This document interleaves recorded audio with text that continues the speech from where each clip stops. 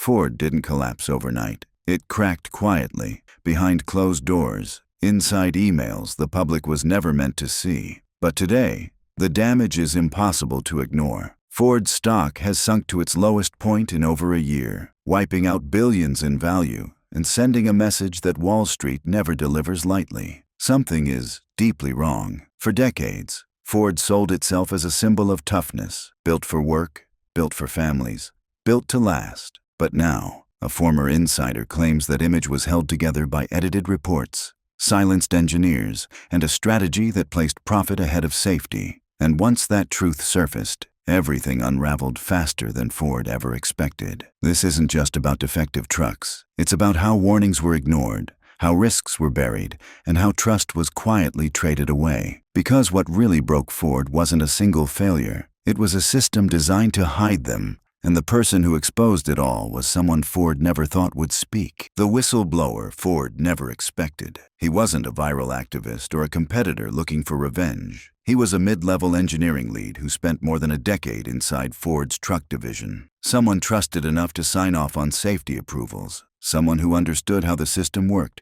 because he helped run it. According to his testimony, engineers inside Ford raised red flags repeatedly. Stress tests failed. Electrical irregularities appeared. Structural tolerances drifted outside acceptable ranges. And each time those concerns were pushed upward, they came back softened, rewritten, or dismissed entirely. He claimed safety reports were edited before reaching executives. Inspection logs were altered to remove alarming data. Entire tables of failure cycles disappeared from internal documents. Engineers who refused to approve questionable components found themselves removed from projects or quietly reassigned. The message was never written down, but it was understood. Don't slow production. Don't threaten quarterly targets. Don't become a problem. At one point, the whistleblower refused to sign off on a batch of F-Series trucks that showed structural inconsistencies. Instead of triggering a deeper review, he says management removed him from the project and warned him about his future at the company. Truth, he realized,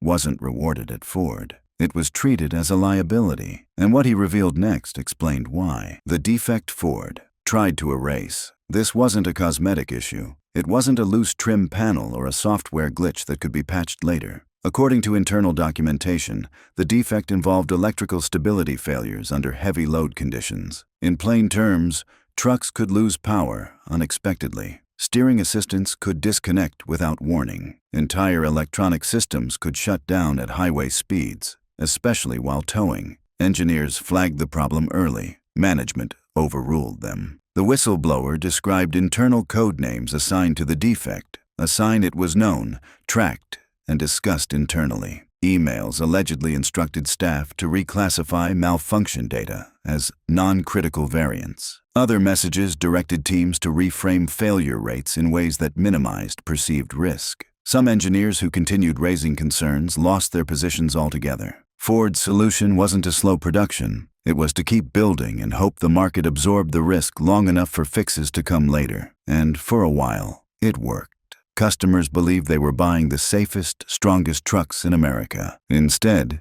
they were unknowingly driving vehicles that insiders feared could fail without warning. But reality has a way of catching up. When the recalls finally hit, once the first failures appeared publicly, vehicles losing power during towing, dashboards going dark at speed, Ford denied there was a pattern. Isolated incidents, they said. No systemic risk. Then the whistleblower released his files. Within weeks, recalls exploded across Ford's lineup. Nearly 400,000 vehicles were flagged in rapid succession. Hybrid models with overheating battery systems, SUVs with failing safety sensors, diesel trucks with fuel pumps capable of seizing at full speed. And at the center of it all, the F-Series trucks, the backbone of Ford's empire. Dealerships descended into chaos. Sales staff described shipments being pulled back before they even reached showroom floors. Customers walked in excited and walked out shaken. Some dealers said their lots looked like storage yards for broken promises. Rows of brand new trucks sitting idle while parts Ford couldn't deliver were backordered indefinitely. The recalls exposed what Ford tried to conceal. This wasn't one bad component. It was a chain reaction caused by leadership decisions that ignored their own engineers.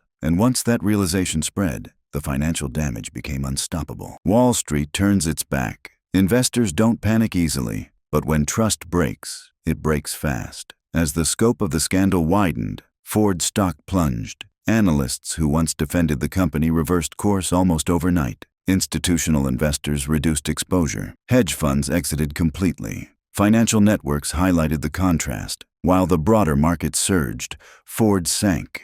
Commentators called the company unpredictable, opaque, high risk. 3 words that destroy confidence instantly. The whistleblower's evidence made one thing clear. Ford's internal reporting could no longer be trusted, and when Wall Street stops believing the numbers, the collapse isn't gradual, it's immediate. But the losses didn't stop with the stock price. A much larger financial bomb was ticking quietly beneath the surface. The warranty time bomb. Ford wasn't fixing problems, it was paying for them. As hidden quality failures accumulated, warranty costs exploded beyond anything seen in the company's modern history. Financial filings showed warranty expenses more than doubling compared to long-term norms. In just one quarter of 2024, Ford absorbed an $800 million spike in warranty charges. Total quarterly costs surged to between $1.5 and $2 billion.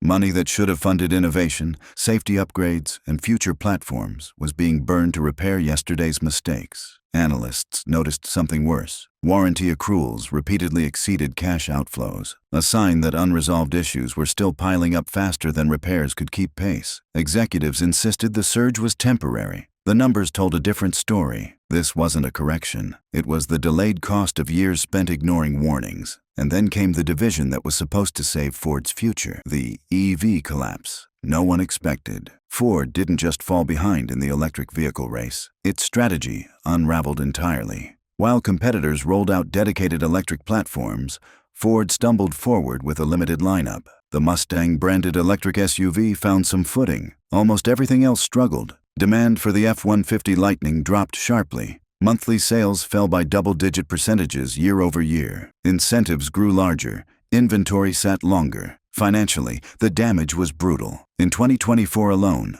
Ford's electric and software division lost more than $5 billion. The previous year wasn't much better. Instead of becoming a growth engine, the EV program became a black hole. Cancellations followed. Planned electric SUVs were shelved.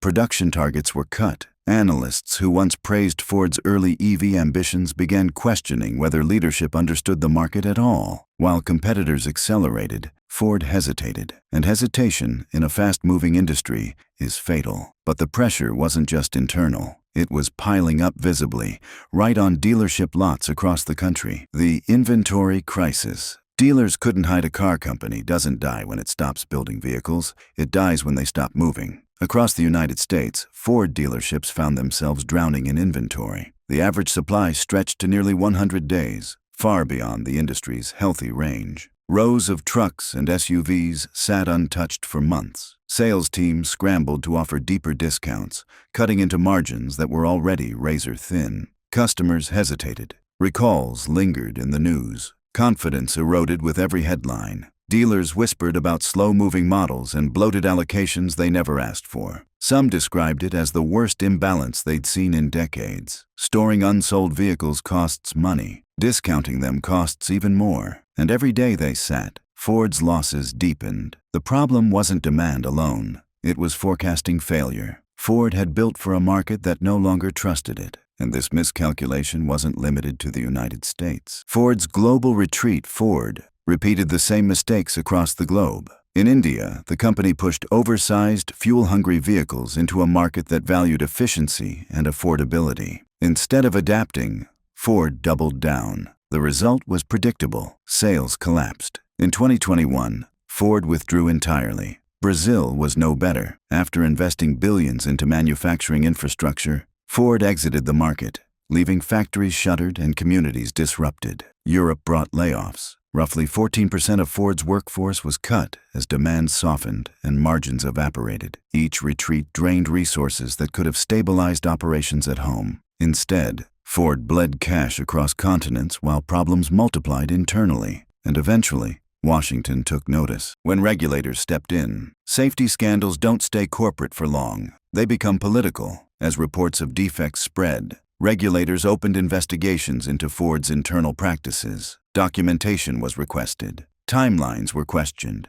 Patterns were examined. Lawmakers reopened old wounds, drawing comparisons to past Ford controversies that once dominated headlines. Hearings were discussed. Testimony loomed. Why were warnings ignored? Who knew what and when? How deeply did leadership understand the risks customers were facing? Ford's reassurances no longer satisfied anyone. The company looked less like a historic manufacturer and more like a corporation scrambling to contain fallout. And inside the factories, another fracture was forming. When workers turned against the company, inside Ford's plants, frustration boiled over. Employees who had watched concerns dismissed felt vindicated by the whistleblower's revelations. Their warnings had never mattered. Production quotas had always come first. Union leaders criticized management for placing workers in impossible positions, building vehicles they no longer trusted. Anxiety spread as rumors of plant shutdowns grew. Meetings shifted from efficiency metrics to demands for transparency. Stories surfaced.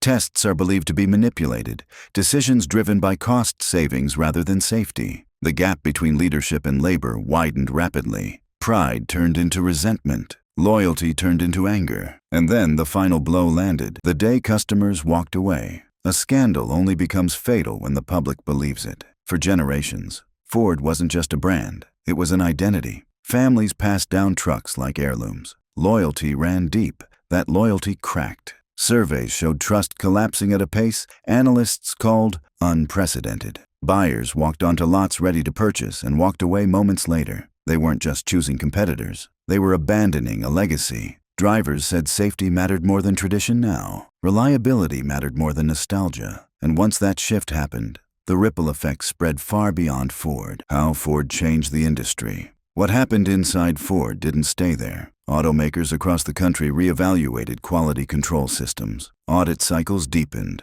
Oversight expanded. Whistleblower protections grew stronger. Electric strategies were reassessed. Rushed rollouts were delayed. Platforms were redesigned. Shortcuts became unacceptable. Investors rewrote their rulebook. Transparency became non-negotiable. Culture mattered as much as earnings. Ford became the case study everyone referenced, not as a victim, as a warning. What this means for America. This wasn't just Ford's collapse. It was a national lesson. Communities built around manufacturing felt the shock. Supply chains weakened. Jobs hung in the balance. Consumers changed how they bought vehicles. Safety histories mattered. Defect records mattered. Corporate integrity mattered. Ford's downfall showed what happens when innovation outpaces responsibility, when warnings are silenced, when trust is treated as expendable. Because safety isn't a slogan, integrity isn't branding, and toughness means nothing if the foundation beneath it is cracked. And that's why this story matters far beyond one company. If you found this breakdown valuable,